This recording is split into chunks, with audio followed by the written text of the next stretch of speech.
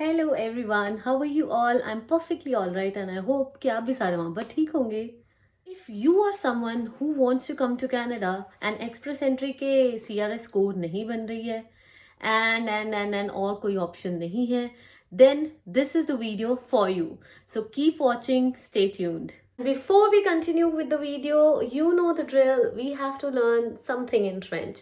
तो आज अपनी फ्रेंच की गेम को थोड़ा सा हाई अप करते हैं and let's try to put into sentences the words and the verbs that we learned yesterday. तो देखिए, इन फ्रेंच जो verbs हैं वो इंग्लिश की तरह सेम नहीं होता है हर पर्सन के लिए. लाइक जैसे हम इंग्लिश में he plays, she plays, I play, you play, we play, they play, ऐसे ही रहता है. It's always the same. But in French it changes with the person, right? अब लेट्स सी कैसे. इल, हम आज बात करेंगे he speaks, she speaks, we speak, you speak, they speak. तो first of all I speak को हम बोलेंगे je parle, je parle. तू parle, il, elle parle, nous parlons, vous parlez, il, elle parle. अब आप सुनने में ऑलमोस्ट सारे सेम लगे, सिर्फ एक नू पार्लो और वो पार्ले है, बाकी पार पार पार लिए. जो ER वाली वर्ब्स होती है ना, जैसे पार्ले, ER हैंड में, उसमें क्या होता है, ज पार्ल, PARLE. रूल एक्चुअली क्या होता है, ES, ONS, EZ, ENT, ऐसे करके, राइट? सो ज पार्ल, तू पार्ल. ज पार्ल में PARLE होगा और तू पार्ल में PARLES होगा. नू पार्लो, PARLONS होगा. वो पार्ले, PARLEZ होगा. एंड इल एल के साथ जिसमें S लगा होता है, उसका मतलब होता है दे, राइट? तो अगर ग्रुप ऑफ बॉयज की बात करें हम, तो हम उसको इल्स लिखेंगे. अगर ग्रुप, वैसे इल ही कहते हैं हम इसको, इट इज नॉट इल्स, मैं बस आपको बता रही हूँ, इट विल बी ILS. अगर ग्रुप ऑफ गर्ल्स की बात कर रहे हैं, देन विल से एल वाला, ELLES, एल्स. और इसके पीछे क्या लगेगा, Paarl, PARLENT. Yes, I know it's a little confusing and आपको मैं और बता दूं कि फ्रेंच में जो verbs है ना, इसको हम कहते हैं, ये जो अभी हमने किया है, इसको हम कहते हैं कॉन्जुगेजो. फ्रेंच इतना इंपॉर्टेंट क्यों हुआ पड़ा है कनाडा की इमिग्रेशन के लिए? So the very first thing is कि आपको पता है फर्स्ट ऑफ ऑल कि जो ड्रॉज निकल रहे हैं, CRS ड्रॉज निकल रहे हैं, वो आजकल कैटेगरी बेस्ड निकल रहे हैं और जनरल ड्रॉज निकल रहे हैं. देखो, जनरल ड्रॉज का मैंने अभी लेटेस्ट देखा था, तो it was around 535 cut off गया है.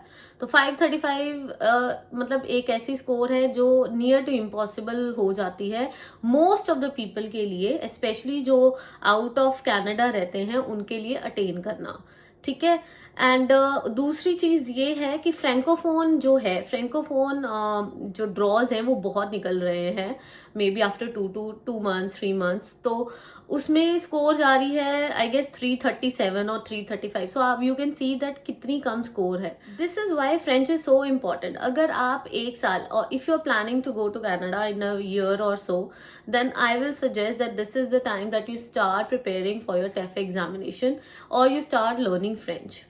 At least give it a try. हर किसी के बस की बात नहीं होती है, I understand, because some people just can't do with the languages. But if it is in you, you know that you learn languages and you, मतलब एक होता है किसी को ना अंदर से, मुझे एक नई लैंग्वेज सीखनी है ना, all that. If you have it in you, then please go ahead. This is the right time to book your courses for the French and then go ahead. Now just suppose एक हमारे पास एक case है where the candidate, जो भी pool में बैठा हुआ बंदा है, उसकी स्कोर इज 487. जस्ट सपोज 487 है विदाउट फ्रेंच, ठीक है।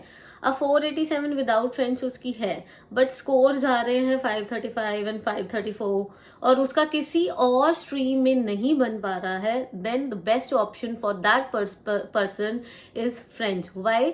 बिकॉज अगर आप फ्रेंच कर लेते हैं और अगर आप फ्रेंच में CLB 7 ले आते हैं तो आपको एक्स्ट्रा 12 मार्क्स तो मिलेंगे ही मिलेंगे। जैसे आपको आइल्स के मार्क्स मिलते हैं वैसे आपको 12 मार्क्स मतलब इसके फ्रेंच के तो मिलेंगे मिलेंगे। बट अगर आप CLB 7 ले जाते हैं तो आपको बायलिंगुअल गिना जाता है। बायलिंगुअल मतलब कि इस बंदे को इंग्लिश भी आती है एंड देन फ्रेंच भी आती है। बट माइंड इट, हाँ, इंग्लिश में also you have to get CLB 7, 8777 वाला स्कोर वहां भी चाहिए एंड देन फ्रेंच में आपको CLB 7 लेके जाना पड़ेगा।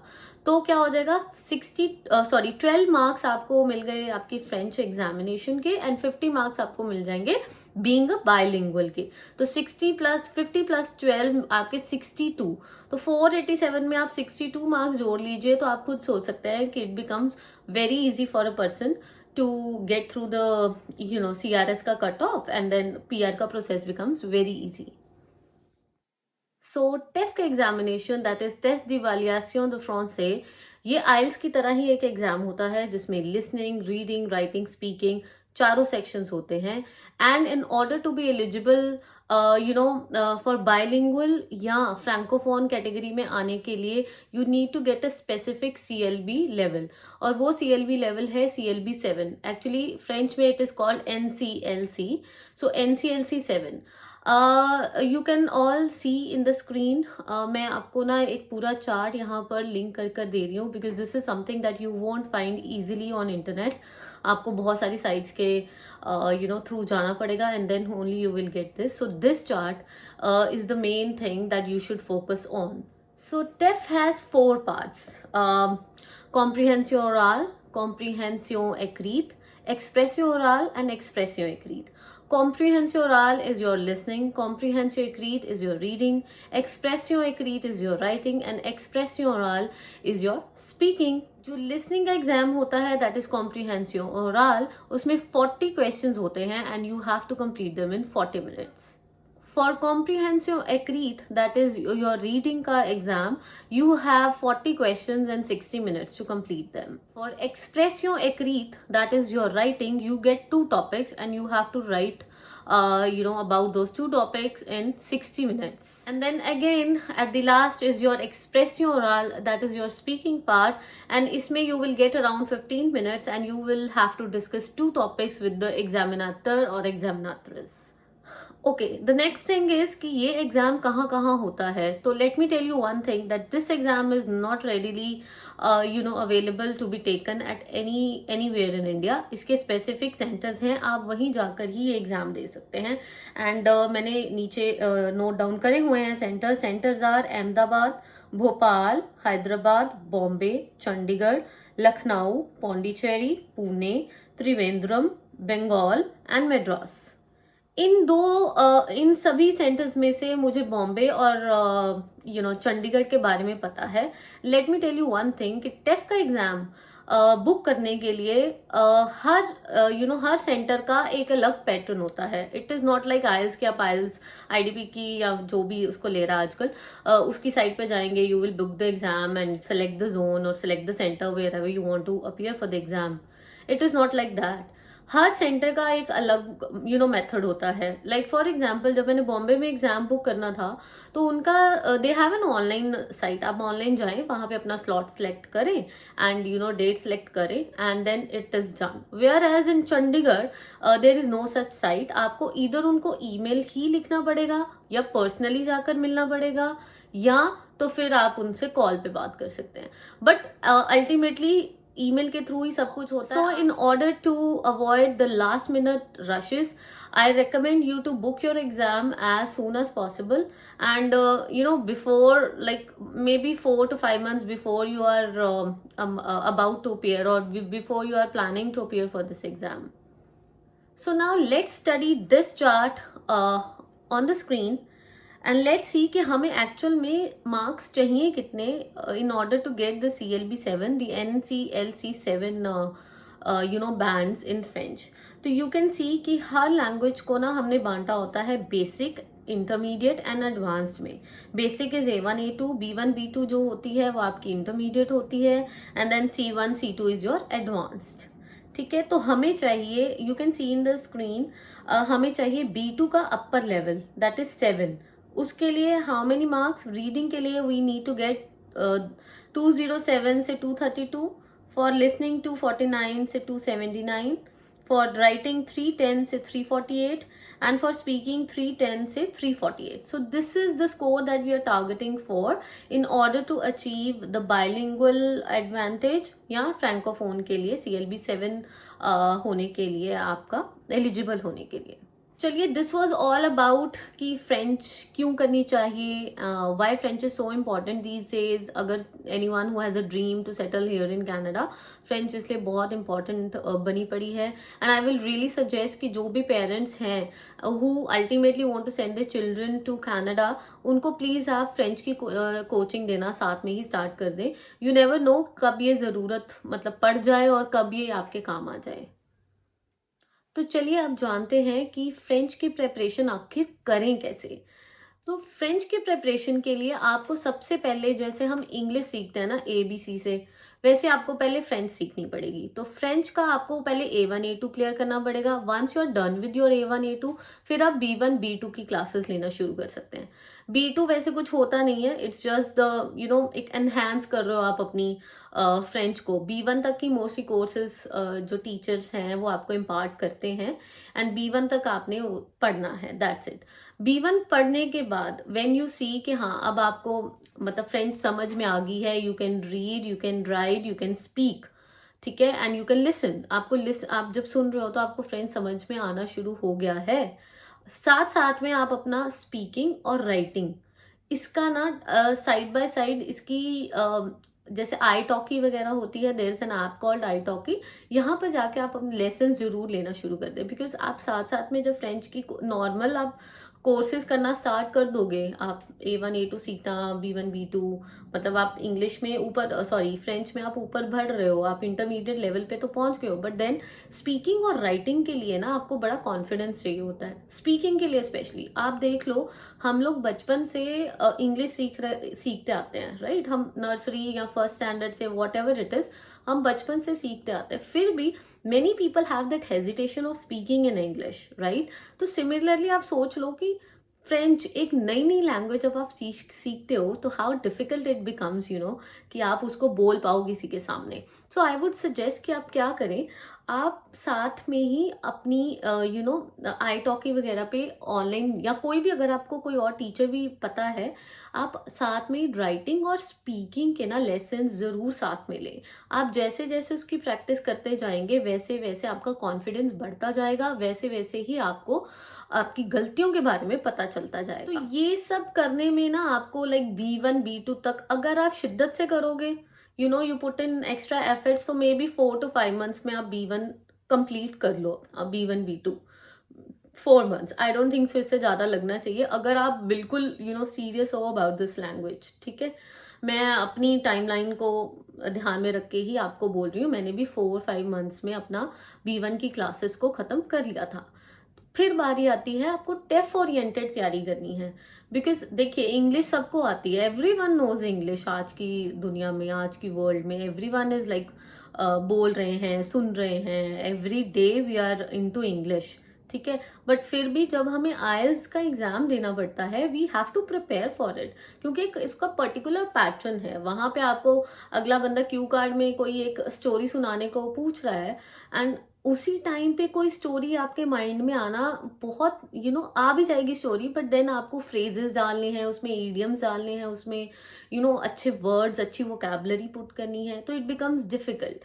सो आप क्या करते हो, आप पहले ही कुछ ना कुछ टॉपिक्स को प्रिपेयर करके जाते हो आइल्स की स्पीकिंग के लिए।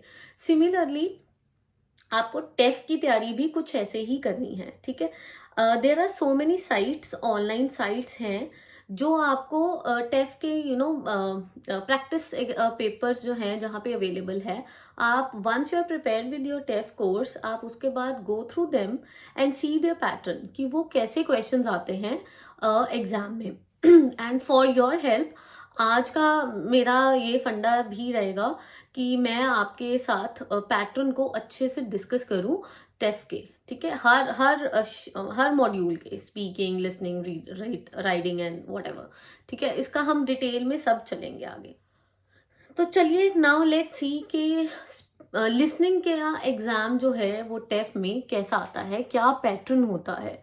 तो you can see in the screen, मैं भी साथ साथ में रीड करूंगी देखकर, and I will let you know कि होता कैसे है। अगर कोई बंदा, अगर कोई any of my viewers who is preparing for TEF, then please आप इस वीडियो को एंड तक जरूर देखना, बिकॉज इसमें मैं प्रॉपर पैटर्न यहाँ पे आपके साथ डिस्कस करने वाली हूँ। Alright, so let's start. And सबसे पहला आता है लिसनिंग का। सो लिसनिंग में यू कैन सी क्वेश्चन आ quatre, कॉन्वर्सासियों avec des gens। कॉन्वर्सासियों avec des gens का मतलब ये होता है कि आपको ना स्क्रीन पर कुछ फोटोज दी होंगी, लाइक 4 फोटोज दी होंगी, एंड आपसे पूछा जाएगा कि बताओ कि इसमें से किस फोटो के बारे में जो बंदा बोल रहा है वो किस फोटो के बारे में बात कर रहा है। So the next section in the listening part in the listening module is question 5 with annonce public। तो अनाउंस पब्लिक का मतलब है कि जो पब्लिक अनाउंसमेंट्स वगैरह होती है ना, तो एक पब्लिक अनाउंसमेंट आपको सुनाई जाएगी, एंड देन आपसे 4 आपको ऑप्शंस दी जाएंगी और बोला जाएगा कि बताओ कि इसमें से उसने जो अनाउंसमेंट है किसके बारे में बोला है, राइट। सो एकुथेल अनाउंस रिस्पोंडे alla क्वेश्चन, कि अनाउंसमेंट को सुनो और then respond to the question. So जो नेक्स्ट क्वेश्चन टाइप के क्वेश्चंस आएंगे फ्रॉम क्वेश्चंस 9 to 14, क्वेश्चन 9 à 14, message sur répondre téléphonique। तो इसका मतलब ये होता है कि आपको एक टेलीफोनिक कॉन्वर्सेशन सुनाई जाएगी, एक ही बंदा बोलेगा इस टेलीफोनिक कॉन्वर्सेशन में। वो बंदा अगले बंदे को कुछ ना कुछ कह रहा होगा, लाइक उसको मैसेज दे रहा होगा कुछ भी, भाई मैं मीटिंग में नहीं आ सकता हूँ आज बिकॉज ऑफ दिस थिंग, तो क्या तुम मीटिंग कैंसिल कर सकते हो, या क्या तुम मुझे ये कर सकते हो, कुछ भी वो बोलेगा तो आपको रिस्पॉन्ड करना है कि वो बंदा क्या कहना चाह रहा है। तो अगला section in the listening module है आपके क्वेश्चन 15 से लेके 20 तक। इसमें ये कह रहा है कि vous allez entendre 3 personnes répondre à la question suivante. Êtes-vous pour ou contre la port de l'uniforme à l'école? Indiquez si la personne interrogée est pour à 100%, est moyennement pour, et contre n'a pas d'avis sur la question।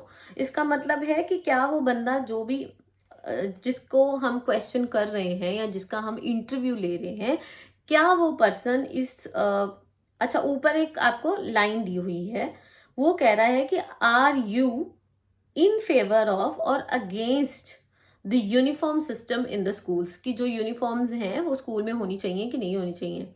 तो उसमें आपको फिर वो उसकी conversation चलेगी, उसका interview चलेगा, तो आपको बताना है कि ABCD में से कौन सा सबसे सही है। ए कहता है he is 100% in favour of this line, जो मेन सेंटेंस है। ए मोयानमोपुर is like somewhat in favour. A कॉन्ट्र मतलब बिल्कुल अगेंस्ट है। एना पादावी सुला क्वेश्चन का मतलब है कि वो कोई भी पॉइंट ऑफ व्यू नहीं रखता। अच्छा, इसके बाद ना 21 से लेके जो 40 क्वेश्चंस हैं वो मोर और लेस ना एक, या तो एक मोनोलॉग लगा होगा आपको। मोनोलॉग्स आपने जैसे इंग्लिश लिसनिंग में भी हम मोनोलॉग सुनते थे, तो मोनोलॉग सुनेंगे, मोनोलॉग के अकॉर्डिंगली क्वेश्चंस करने पड़ेंगे। क्रोनिक है, जैसे इंटरव्यूज हो सकती हैं दो बंदों के बीच में, उसके अकॉर्डिंगली आपको आंसर्स देने पड़ेंगे। देन रेपोताज रेडियो, मतलब कोई भी एक रिपोर्ट चल रही है ऑनलाइन कि ऐसे ऐसे हुआ था, किसी भी, जैसा सपोज एक बिल्डिंग के बारे में वो है, इस ईयर में फाउंड हुई है, इस ईयर में बिल्ड हुई, ये हुआ वो हुआ, तो वैसे क्वेश्चंस। फिर आते हैं क्वेश्चन जो 31 से 40 क्वेश्चन है ना, इसमें वैसे ये मेरे बारे में डिफरेंट होता था। सो ये न्यू फ्रेंच का जो पैटर्न है उसके अकॉर्डिंगली है। एकोute la document audio et répondez à la question। तो कुछ नहीं, पीछे एक वही रिकॉर्डिंग चलेगी and you have to answer the questions. Next हम बात करेंगे कॉम्प्रिहेंसिव एक्रीड की, that is the reading. Reading का पैटर्न कैसा है? सो लेट्स सी, रीडिंग के क्वेश्चन उसमें पैटर्न मॉड्यूल में क्वेश्चंस 1 से लेके 7 तक आएंगे. डॉक्यूमो दिवेर मतलब लीजे ला डॉक्यूमो ए रिपोंडे वाला क्वेश्चन. लीजे मतलब रीड करो डॉक्यूमेंट को रीड करके बताओ कि व्हाट इज इट अबाउट. जैसे फर्स्ट मैं एक एग्जांपल देती हूँ. आप you can C on the screen. सा डॉक्यूमो ए un petit annonce un cadre de visite un billet d'avion un cadre d'invitation. अब क्या है कि ये कोई जॉन स्मिथ है, कॉर्नर्स कैफे का मैनेजर है, and you can very clearly make out कि उसका ये विजिट कार्ड है. तो बस आपको वहां पे इन कार्ड द विजिट पे टिक करना है, बी पे क्लिक करना है. So that is your answer. ठीक है, आगे आ जाए आप. क्वेश्चन 8 से 13 तक जो है, इसमें क्या है, दो शक फ्राज इंडिके लामो ओला ग्रुप द मो मॉन्कर. तो इसका मतलब ये है कि आपको फिल इन द ब्लैंक्स भरने हैं, इन शॉर्ट, और कुछ नहीं है. ठीक है, ये हो गया. फिर इसके आगे थोड़ा सा टफ हो जाता है. 14 से 17 ना एक पूरा पैराग्राफ होगा और उसमें मे बी आपको लाइंस फिल करनी पड़े. कभी कभी आपको होता है कि आपको एक वर्ड फिल करना पड़ता है. वो तो आपको 9th क्वेश्चन तक जो मैंने बताया है, 13 क्वेश्चन तक वो वैसे आएगा. 14 से 17 में वो थोड़ा सा टफ हो जाएगा. उसमें आपको पूरी की पूरी सेंटेंसेस फिल करनी पड़ेंगी. देन आगे हमारे क्वेश्चंस 18 से लेके 21. इसमें क्या है, पोशाक शहरी द कैटर टेक्स्ट रिपोंडे वाला क्वेश्चन कि मतलब 4 आपको ग्राफ्स वहां पे उसने दिए होंगे. 4 ग्राफ्स दिए हों या कुछ भी टेक्स्ट दिए हों आपको. 4 ग्राफ्स के फॉर्म में हो सकते हैं, कोई रिपोर्ट के बेस पे हो सकते हैं. उसके बेसिस पे आपको नीचे बताना है कि कौन सा ग्राफ रिप्रेजेंट करता है इस सेंटेंस को. फिर क्वेश्चन 22 में होता है ऑब्जर्वे ले quatre graphiques et répondez à la question. तो फिर वही ये ओके, ये तो सेम ही है जो मैंने बताया. क्वेश्चंस 23 से लेके 32 है. डॉक्यूमो एडमिनिस्ट्रेटिव ए प्रोफेशनल लीजे chaque document et répondez aux deux questions. मतलब कॉम्प्रीहेंशन, रीडिंग कॉम्प्रीहेंशन जो हम इंग्लिश में करते हैं रीडिंग में, सेम वैसे ही है. आपको कॉम्प्रीहेंशन पढ़ के दो क्वेश्चंस के जो आंसर्स हैं वो आपको देने पड़ेंगे. So this is all about the reading part. चलिए अब बात करते हैं टफ पार्ट्स की, टफ मॉड्यूल्स की, राइटिंग एंड स्पीकिंग. सो सबसे पहले लेट्स डिस्कस द एक्सप्रेसियों एक्रीट, जिसको हम राइटिंग कहते हैं. So you can see in the on your screen that पहला क्वेश्चन, इसमें ना 2 क्वेश्चंस आएंगे आपको. सो पहला क्वेश्चन कैसा होता है, दूसरा कैसा होता है. पहले क्वेश्चन में आपको उसने एक हेडलाइंस ही दी होंगी. हेडलाइंस भी नहीं, थोड़े से वर्ड्स तोड़ तोड़ के दिए होंगे और आपको उसको पढ़कर एक स्टोरी क्रिएट करनी है. फेथ दिवेर कहते हैं हम इसको वैसे तो. ठीक है. एंड सेकंड होगा कि आपने कुछ पढ़ा है, like in the newspaper, in journal, what ever आपने उसमें पढ़ा है और आप अपना पॉइंट ऑफ व्यू, जो आर्टिकल लिखने वाला है उसको अपना पॉइंट ऑफ व्यू बता रहे हो. आप अगेंस्ट हो सकते हो, फोर हो सकते हो, या आप मिडल में हो सकते हो. ठीक है, तो that is the way. So the next section is the expression oral, that is your speaking part. तो इसमें section A में क्या होता है, let me tell you. Yeah, here. तो इसका objective है participer en entretien formel ou d'obtenir des renseignements. मतलब कि आपने एक टाइप का ना डायलॉग में पढ़ना है, आपने इंफॉर्मेशन लेनी है. सो लेट्स सी, क्वेश्चन हम पढ़ते हैं तब आपको पता चलेगा. क्वेश्चन है, vous voulez acheter des meubles d'occasion, vous avez lu l'annonce ci-dessus dans un journal et vous êtes intéressé, vous contactez le vendeur ou la vendeuse pour demander des informations supplémentaires. Préparez une dizaine de questions. Votre examinateur ou examinatrice joue le rôle de vendeur ou de la vendeuse. तो meuble à vendre, argent, meuble à prix très intéressant à vendre et vendre pas à l'étranger, téléphonez au so and so. तो इस question में क्या है कि आपको ना एक एड लगी होती है ना, जैसे न्यूज़पेपर्स में एड लगी हुई है कि जी इस बंदे ने ना अपना फर्नीचर जो है वो बेचना है, वो कहीं फॉरेन में जा रहा है, तो आपने मतलब उसका मोबाइल नंबर गिवन है। तो अब इसमें आपने क्या करना होता है, आपका जो एग्जामिनेटर है, जो इन्विजिलेटर होगा, वो बंदा बनेगा, जिसने वो एड निकाली है। आपको उससे क्वेश्चंस पूछने हैं। आप कुछ भी पूछ सकते हो ना कि आपके पास फर्नीचर में क्या क्या अवेलेबल है, आपका एड्रेस क्या है, कितना क्या प्राइस है, क्या आपके पास ये है वो है। तो आपको ऐसे करके 10 क्वेश्चंस उसको पूछने हैं, और आपको अपनी वोकैबुलरी, अपनी ग्रामर जो है वो इसमें दिखानी है। Okay, section B of the एक्सप्रेसियों ओरल स्पीकिंग पार्ट का ये होगा कि आपको अपने किसी फ्रेंड को कन्विंस करना है किसी पर्टिकुलर काम के लिए। जैसे सपोज उसने आपको दिया कि आपने एक ऐड पढ़ी कि कि आप साथ साथ में side work part time job कर सकते हैं एज अ ट्यूटर, आप कोई लैंग्वेज सिखा सकते हैं एंड ऑल दैट। तो आपको आपके जो फ्रेंड है उसको आपने कन्विंस करना है कि भाई तेरे लिए बड़ी अच्छी अपॉर्चुनिटी है, मुझे लगता है कि तुझे साथ साथ में जो है लेसन्स जो है, मतलब ट्यूटर वाली जॉब जो है वो ले लेनी चाहिए। तो जो एग्जामिनेटर है, जो आपका इन्विजिलेटर है, वो आपका फ्रेंड बनेगा और आपको उसको कन्विंस करना है। बट ये थोड़ा डिफिकल्ट होता है। वाई?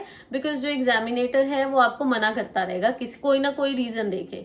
तो आपको उसको अपने पॉइंट्स डाल डाल कर कन्विंस करना पड़ता है। So this is all about TEF examination, the pattern, what scores do you want to be eligible for being a francophone, या CRS scores को कैसे बढ़ाना है, तो आपको कितनी स्कोर चाहिए, टेफ को बुक कैसे करना है, एंड टेफ का पैटर्न क्या है, कैसे क्वेश्चंस आते हैं। So everything I pretty much covered in this video.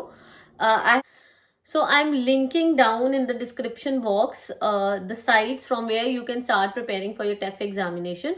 ये जो आज मैंने आपके साथ टेस्ट पेपर जो डिस्कस किए हैं, these are from TEF training.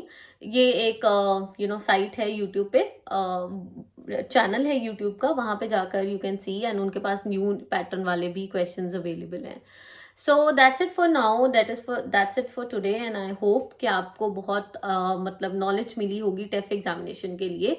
And if you are looking for any other information regarding TEF examination, then please comment down in the comment section below and I will answer to them all. Till then, take care of yourself and bye bye for now.